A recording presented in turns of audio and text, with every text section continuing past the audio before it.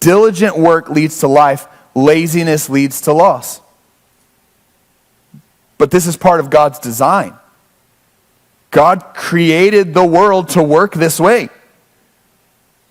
So if we want to be wise, we should live our lives according to God's design. We should be diligent in our work. When we're diligent in our work, we'll flourish because that's how God set it up to work.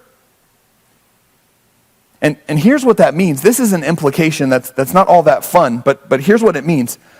Laziness isn't just a bad habit or a personality trait that you tell people that they should just learn to deal with.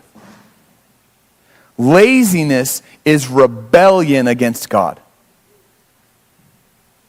Laziness is a rejection of work, and that is a distortion of God's design. And I know some of you in the room, you're not lazy at all.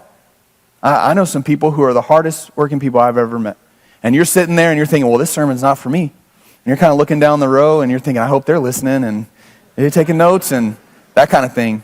Here's what I want to say. If we're just talking about the idea of work and the distortion of God's design in us, there's another way to distort God's design with regard to work.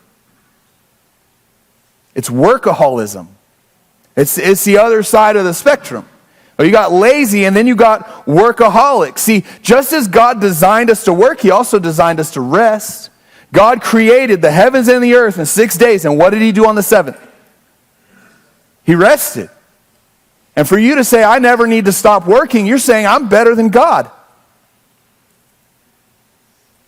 Laziness rejects work. Workaholism rejects rest. Both are wicked because both dishonor the Creator.